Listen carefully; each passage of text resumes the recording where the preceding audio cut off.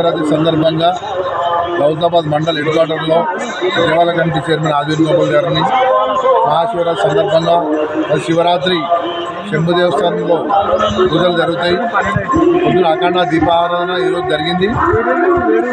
అభిషేకం, గోమాత పూజ జరిగింది. సాయంత్రం హోమగుండం, కళ్యాణం,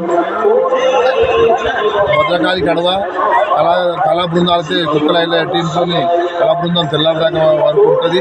తర్వాత నెక్స్ట్ డే రథం ఊరేగింపు శోభయాత్ర ఉంటుంది.